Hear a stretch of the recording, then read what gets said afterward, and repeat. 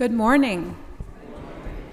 Welcome to the Unitarian Universalist Meeting House of Provincetown, where we affirm the inherent worthiness and dignity of every person, and where we support each other on our spiritual search for truth and meaning.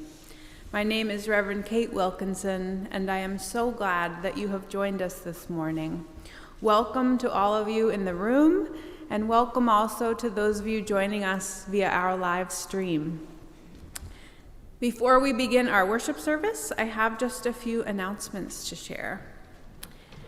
If you have been enjoying learning the resistance songs that we have been teaching during worship this winter, we hope that you will join us today at 12:30 for a singing resistance gathering here in our sanctuary. We're calling it a pop-up choir. This will be an opportunity to refresh our memories and our voices and to practice singing all of the songs that we've learned so far. Many of you have been saying how much you love the songs, but they're not quite solid enough in your mind for you to sing them on your own or to lead them. But wouldn't it be so great to be able to bring these songs to all the protests that are happening? So we want to get together and sing them all and practice them. Heather will be leading us, and we also have a few guest musicians coming as well. It's going to be so much fun. We hope you can join us right here at 12:30. Our office administrator, Kenneth, will be on vacation starting Wednesday. Our office volunteers will be covering the office from 12 to 2 most days while he's away, but best to just call ahead to be sure that someone will be here if you are coming by. And thank you so much to all those office volunteers. And this is a ways away, but if you want to put it on your calendars now so that you don't miss it, our pancake breakfast is going to be Sunday, June 7th this year. That's the first Sunday in June, right after the service. This is a tradition that we love, so we hope you can join us that day. And finally, if you are attending in person today, we hope that you will stick around for a little while after worship for coffee and conversation downstairs in Acker Bosworth Hall. Let's take a moment now to affirm our Meeting House covenant. You can find this printed on the purple laminated cards in your pews. I'm going to say it line by line, so you can just repeat each line back to me, or if you prefer, you can just listen. Love is the spirit of this meeting house. Love is the spirit of this meeting house. This is our great covenant. This is our great covenant. To dwell together in peace. To dwell together in peace. To seek the truth in love. And to help one another. And now, as we light our chalice here in the sanctuary, I invite those of you who are watching from home to light a candle wherever you are. And in this way, we can feel connected even while we are apart. This morning, I invite our worship host, Lee, and Jan to light our chalice.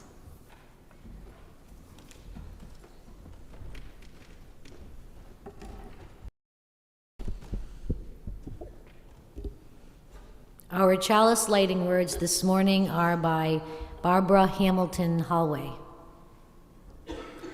Let there be a quiet time among us. Spirit of life in us and around us, here is our chance, once again, to live like we wish the world to be. May we find within ourselves the courage to be who we are. May we know when it is time to listen and when it is time to speak. May we trust ourselves to be the ones to find the words that need to be said or to do what needs to be done. May we trust one another and know there are many ways to go through life. May we know that though we cannot change some of what life gives to us, we can choose how we deal with what we are given. We are coming into our power together. We can make possible justice and love. We are all connected. We depend upon one another more than we know.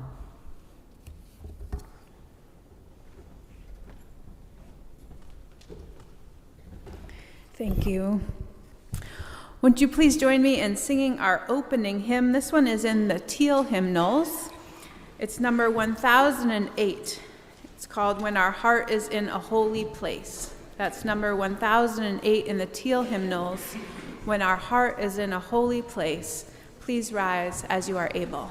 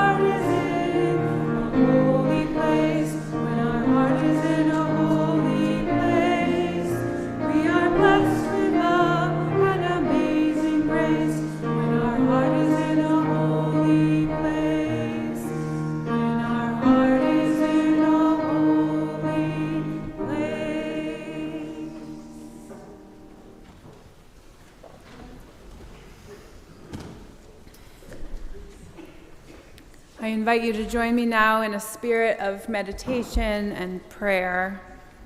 After the meditation, we will sing together again. We'll sing Spirit of Life, which is hymn number 123 in the gray hymnals. You can also find the words to this song printed on those same purple laminated cards in your pews. We'll sing first in English and then in Spanish, and the Spanish words are just on those purple cards. During the meditation or at any time during the service, you are invited to light a silent candle at the table to the right of the pulpit, where there is a journal to record your thoughts and prayers.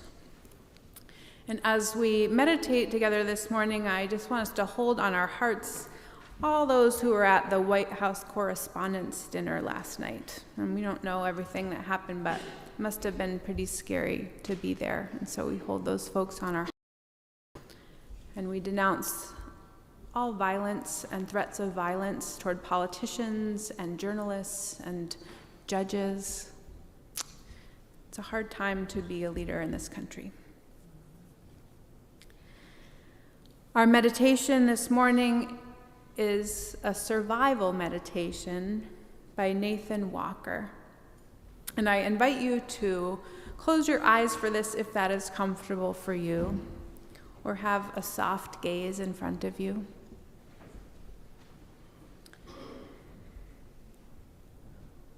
Breathing in, I am aware of my pain.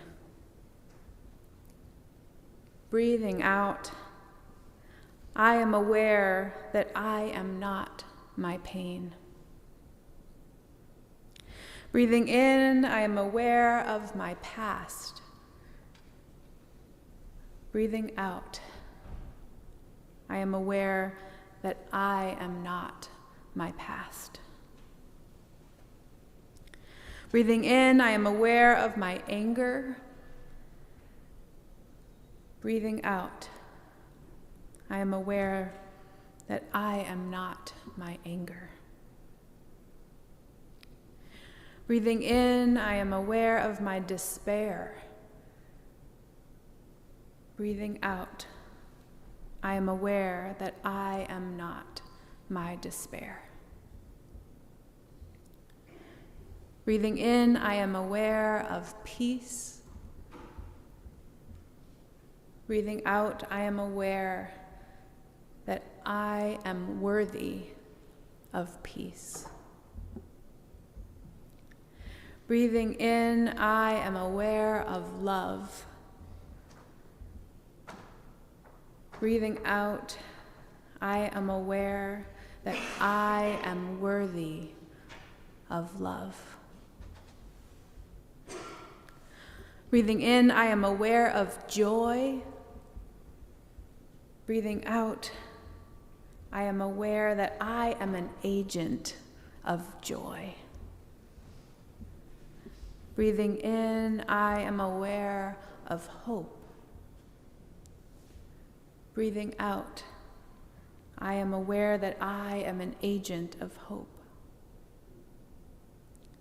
Breathing in, I am aware.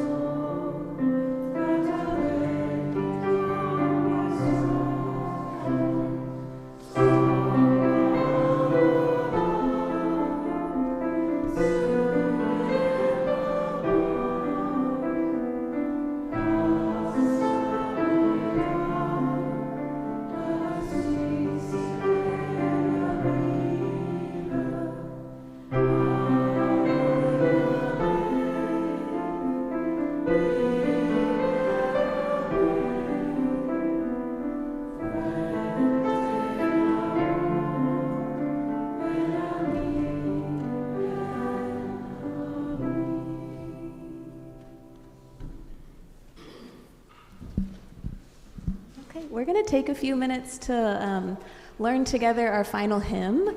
If you want to pull out your teal hymnals, we're going to take a look at 1009. If I could ask the choir to come join me up here. This hymn has a few different parts that all meld together.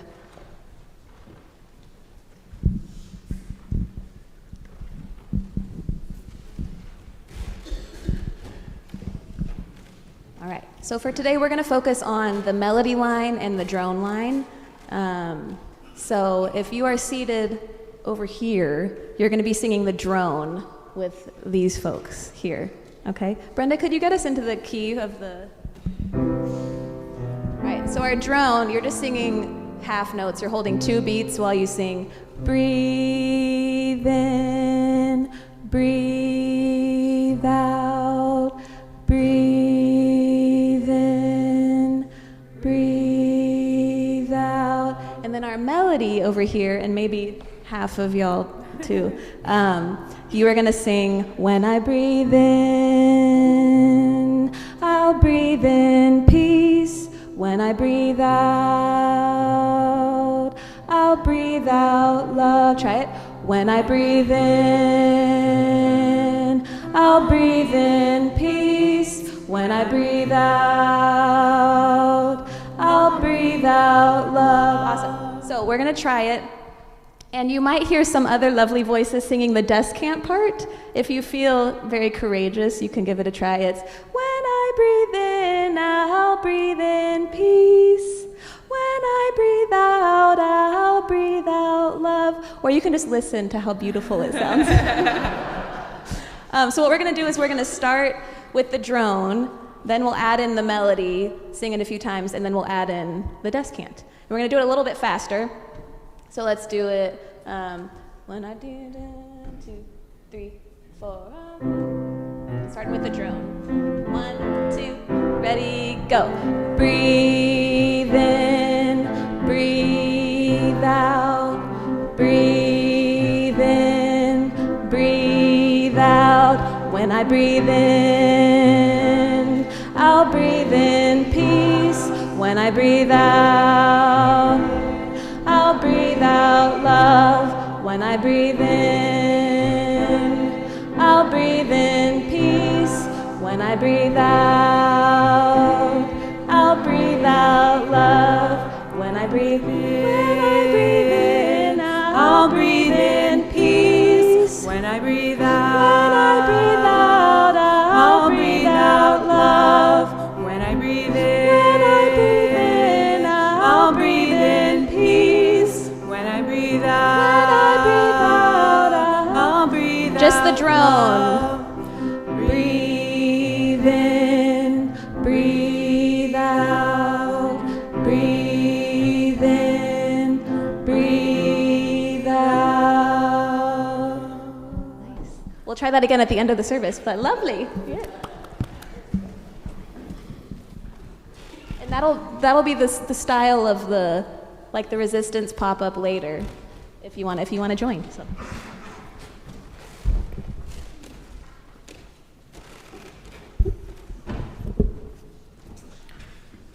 Our reading is Hallowed Ground in Hard Stone by Lisa Doji. The earliest carvings at the Jeffers petroglyphs in Minnesota was created 7,000 to 9,000 years ago. I remove my shoes because this is hallowed ground, the guide says. A holy place, not an everyday life place. The guide tells us how we know, or think we know, it was the one and not the other for those people millennia ago. But aren't the places where we live holy ground? Don't our very acts of feeding one another, healing one another, singing to one another, teaching one another, dancing together, and weeping together, hallow the places where we live? This is an early morning image, the guide says, spritzing it with water so we can see it on a cloudy afternoon. Shifting light through the hours and the seasons reveals different images. Isn't that the way it is with the images of our lives? That the signs and symbols, events and turning points and decisions, telling the stories of our days and years, come into clarity and fade again through cycles of light and dark, seasons of birth and growth, hibernation and death? The stone is hard, the guide says, harder even than granite, so hard that the snows and rains and winds of thousands of years have not erased marks left by the glaciers of the last ice age. Yet the buffalo wore one tall, smooth rock, rubbing away their irritations against it till it shone like glass. Isn't even this the way of our lives? That flesh and blood can find relief in rough places? That irritants can polish us? That hard will sometimes yield to soft after countless repeated encounters?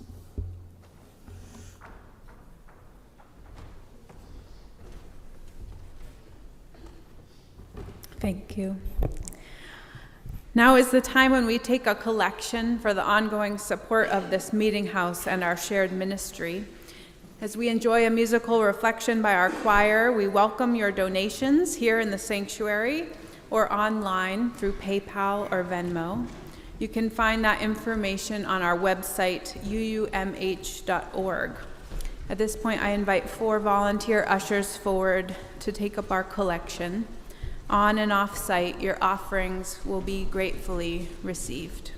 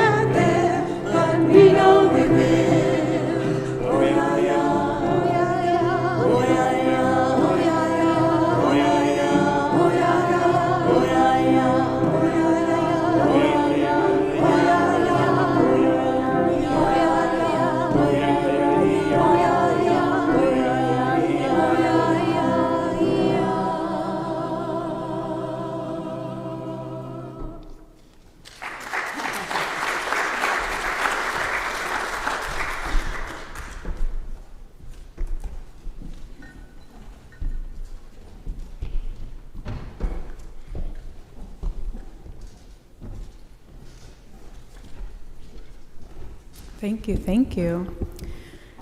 Sean, can we turn down all the other mics? Thanks. This is such a weird time of year in Provincetown, isn't it? And I know it's like this every year, but it seems especially so this year. And it's not just the weather. When I left Wellfleet this morning, it was winter. Looking out the window, it appears to be spring now. Things are opening up. There are people on the streets again. Things are coming back to life, but suddenly your favorite place on the corner isn't there anymore. You walk down the street and half of the businesses are under construction. You're not sure who the new owners are or what it's going to be. And you might have a new favorite place this season, and that's exciting, but you don't know yet. So right now you're just missing the old places and grumbling about change. And we are going through this in Wellfleet now, too. Did you know that the What Theater has canceled its summer season? I am so bummed about that.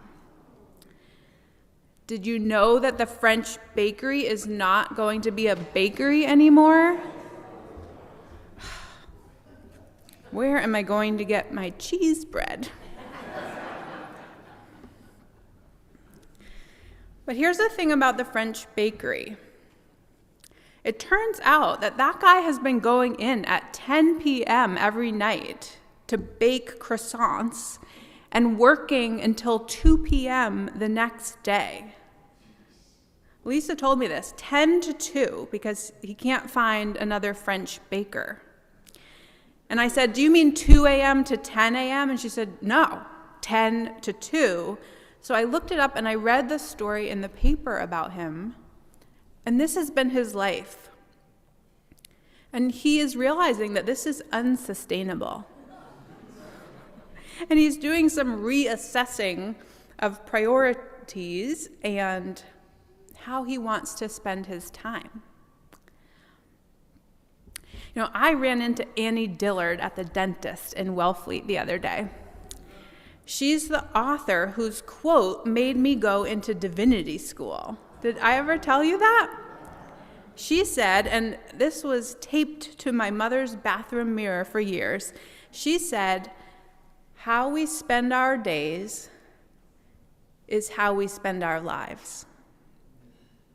How we spend our days is how we spend our lives. And the French chef is realizing that he is spending his life making thousands of croissants and never seeing his family and never cooking French food, which is what he really loves to do, not baking. So I think we periodically need to do a kind of time audit. Just make a chart, right, of all the things we do in our day and how much time we spend doing it. Because how we spend our days is how we spend our lives. This is getting heavy pretty early on. Sorry about that. How is everybody? Today we are checking in. That is the title of the service. I don't know if you noticed it on the sign outside. We are asking, how are we? How am I?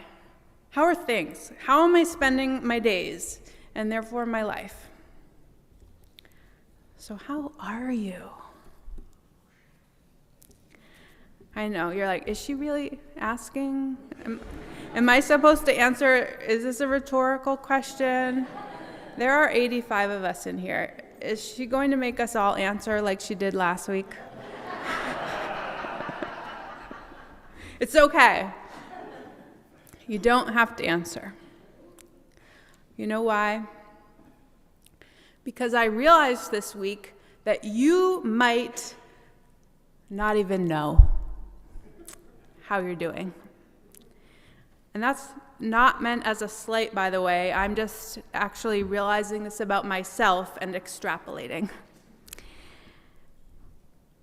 We have become so out of touch with the state of our souls that it can be hard to even answer that question, how are you?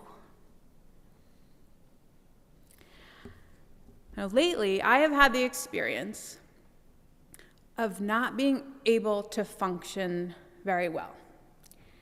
Have any of you had a week like that? I had a long to-do list, and I didn't want to do any of it. And I also have been having all these aches and pains.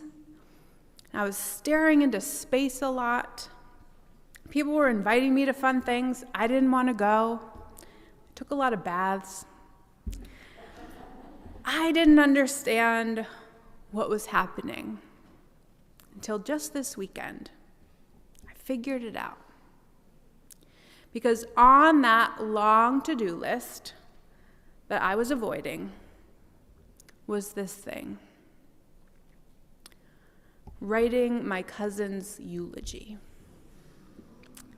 I'm giving the eulogy at my cousin Gretchen's memorial service. And thinking about it makes me incredibly sad. I am not telling you this so that you will feel bad for me or take care of me. I promise you, I will be fine. I am surrounded by family. I have lots of supports. I'm telling you this because I am a minister who talks people through grief professionally, and I did not understand that that's what was happening with me. I was so slow to identify that the feeling I was having was grief. And that was why I was staring into space and didn't want to go anywhere. Our society is not set up for us to be very in touch with our feelings. Our society is set up for us to be very busy, very caffeinated, very medicated, very overwhelmed by the news, very addicted to our phones and social media, very consuming, very numbing, but not very attuned. But I do think that Gretchen's death is what's gotten me into this whole checking in theme. Because when people your own age die, it's always a kind of wake-up call, isn't it? And I know that many of you have experienced the death of your peers, and that it happens more and more frequently the older we get. And it makes you want to reassess your life. Am I doing all the things I want to be doing? Am I spending my days the way I want to be spending my life and what I have left of it? And I think that's good, to have these little checking in sessions once in a while. But I think we'd probably be better at it if we checked in with ourselves more often. If we checked in with ourselves on a daily basis even, to just ask ourselves, how are we feeling? And this can be hard for us. We're just not terribly good at it. And I don't usually go in for gender differences, but I would venture to say here that this is even harder for those of you who have been socialized as men, because historically we have given you even fewer tools to access and assess your emotions. But that's a whole different sermon. You know, I remember when my sister was very sick with cancer, the hospital gave us a chart to take home for her kids. And they were really little at the time, maybe 2 and 5. And it was just a lot for them to process, their mom being so sick. And the social workers encouraged us to get them talking about their feelings. And they knew that little kids have a hard time naming what they are feeling inside, so they had this chart with different faces on it, showing different expressions. And the faces were labeled with different emotions. And we were supposed to ask the kids how they were feeling each day, and they could point to the faces that depicted what they were feeling on the inside. And I remember my 5-year-old nephew pointing at the chart and saying, I'm a little bit sad, I'm a little bit worried, I'm a little bit angry. And my 2-year-old niece crawled over to the refrigerator where the chart was stuck on with magnets, and she pointed at all the faces and said, happy, happy, happy, happy.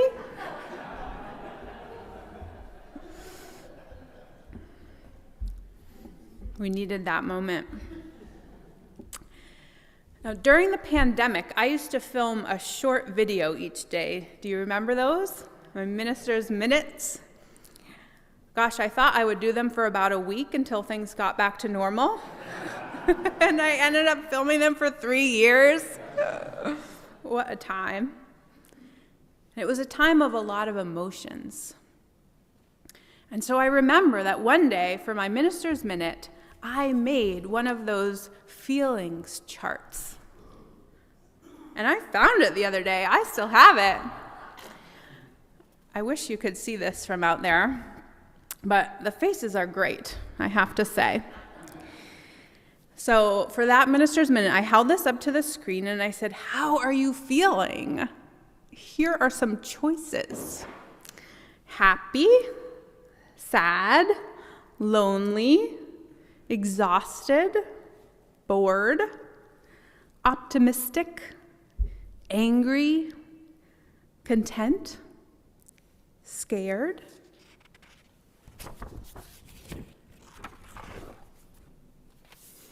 Hungry, regretful, joyful, paranoid, creative, judgmental, sympathetic, meditative, indifferent, envious, that one's a little green, frustrated. I'm telling you, we had a lot of time on our hands during the pandemic.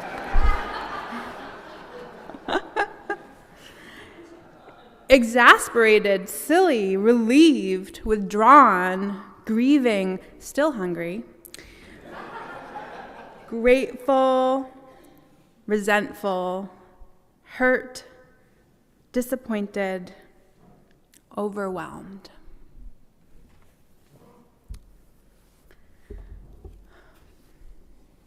Maybe we all need a feelings chart on our walls at home. But even without that, there are different tools out there for checking in with ourselves and with each other. One of them I know has a very easy acronym, HALT. And this one is popular in AA circles, I know. HALT, it's like stop. Think about this for a second. Things feel awful, but I don't know why. Am I actually hungry, angry, lonely, or tired? It's these basic ones that trip us up all the time, right? Sometimes the answer is just to get a snack, or call a friend, or go to bed early. But if we don't check in with ourselves, we might just run with the bad feelings, or have a drink, or eat sugary foods, or lash out at someone. Because we don't know what our body is asking for, what our soul is asking for. Emotions are complicated. Sometimes when we are feeling angry, say, it's because we're not aware of some of the other emotions we are having underneath that anger. And I think a lot of the anger we are feeling right now about the state of the world is actually grief. Grief that people are dying. Grief that some people are valued and others aren't. Grief that some of the things we thought about the world and about human nature are turning out not to be true. Grief that we don't know how to talk to each other. Grief that we don't feel valued or seen. You know, our feelings do not have to define us, but they can inform us. So it's time to check in about our feelings. Brené Brown, the researcher and inspirational speaker that I've talked about before, has this routine that she does with her husband at the end of the day. They both work and they have kids and they have busy lives, and so they have this shorthand for checking in with each other. And they say, where are you at? And one of them will say, ugh, I had a really hard day. I'm at like a 3. And the other one might say, okay, I'm at like a 7. Tell you what, I'm gonna go play pickleball for an hour, but then I'll make dinner tonight. But some nights, they are both at a 2. And then they realize, this is a takeout night. And that they probably shouldn't talk to each other about their taxes or about the sound of the other person chewing. Is this a thing for anyone else? No? Just me? Okay. It's this little routine of touching base with each other that they credit with saving their marriage. Because sometimes it's not enough to just check in with yourself. You also have to check in with other people. You have to let them know where you're at and what you need. But to do that, you have to discern how you are feeling first. That word discernment comes from the Latin word discernere, which means to separate, to distinguish, to sort out. Before he became a UU minister, my colleague Joel Miller was a jeweler. And his father was a jeweler and his grandfather before him. And one of the first jeweler's skills that Joel learned how to do was an acid test. Now, I had never heard of this before, but an acid test requires something called a touchstone. The touchstone I used had been my grandfather's, Joel says, a small square block of dense metamorphic rock with a flat finish. Jewelers and coin dealers and other folks have used touchstones and the acid test for thousands of years to identify the type and quality of gold they are working with. So when a customer wants to know if an old family wedding ring was really gold, Joel says, I would do the acid test on it. And as the customer watched, I would carefully rub the ring against the touchstone. And then next to that, I made rubbings from at least 3 small sticks of gold. Each stick was a different and known quality of gold. And then I would take a drop of a special acid called aqua regia, nitric and hydrochloric acid, and spread the drop across all the rubbings. The drop of acid dissolves all metals but gold, Joel explains, and the amount of gold left in each rubbing reveals the quantity and quality of the gold you're testing. When he did the test, the rubbing from the ring would usually match one of the rubbings from the sticks. Most rings were 14 karat gold, or about 58% gold and 42% copper, silver, or nickel. It was a very bad sign, Joel says, when the mark from the ring bubbled up fast, turned green, and then disappeared. Yeah, that ring was gold-plated and basically had no gold at all.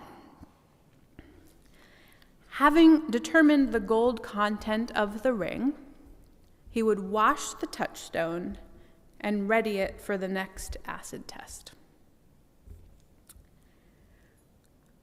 So I know we all have things to do in life that we don't want to do. Spend time making money, going to medical appointments, cleaning the house. Those are all on our time chart. But within all those things, are we spending 58% of our time doing things that give our lives meaning? Connecting with friends, helping others, learning, being in nature. Or have we become accustomed to a gold-plated life with very little that is real at the center? My experience of a church, Joel says, is that it's a touchstone that reminds me of what is golden in my life after the acid tests of suffering burn away what is false and empty. The spiritual touchstones I trust, he says, are found in community. We know we are becoming beloved community when together we become living touchstones for each other, he says. Let our lives be like those rocks and hold nothing false and empty. Let all of our living be the rock on which each of us finds our greatest treasures and deepest loves. My hope is that this place and these people can be a touchstone for you, where you can check in with your soul and your life and what feels right and wrong about the world, and what feels incomplete or fulfilled about your dreams.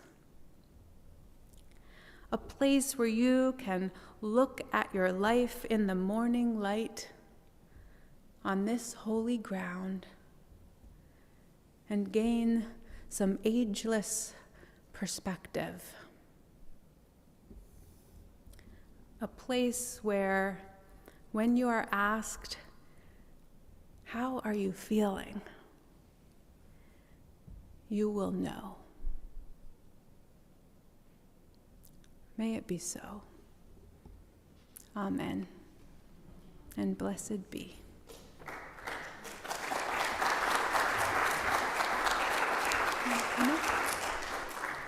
You want to sing together again? We're singing Meditation on Breathing, like we practiced earlier.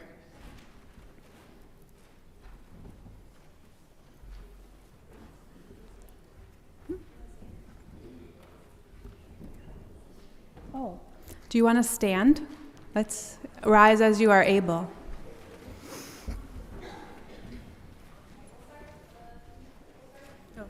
Could we have the handheld mic on, Sean? We'll start the same way we did earlier, leading in with the drone, bringing in the melody a few times, adding in the descant, and then fading out to just the drone.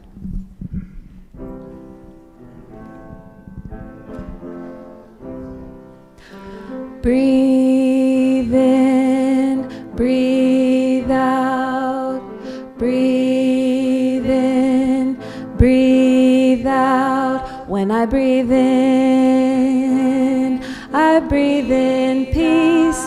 When I breathe out, I'll breathe out love. When I breathe in, I'll breathe in peace. When I breathe out, I'll breathe out love. When I breathe in, I'll breathe in peace. When I breathe out, I'll breathe out love. When I breathe in, I'll breathe in peace. When I breathe out, I'll breathe out. Just the drum. Breathe in, breathe out, breathe in, breathe out. Yeah. For more singing, join us here at 12:30. You may be seated.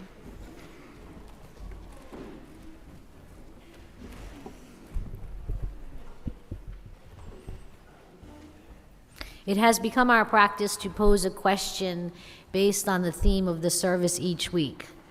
It can be a topic of sharing at coffee hour today or with friends during the week. If you'd like to delve deeper into this topic, we invite you to our midweek Zoom coffee hour on Tuesday at 5 p.m. If you're not on the UUMH folk email list, please let Kenneth in the office know and he can get you that link. Our question this week is, how are you feeling? How are you feeling?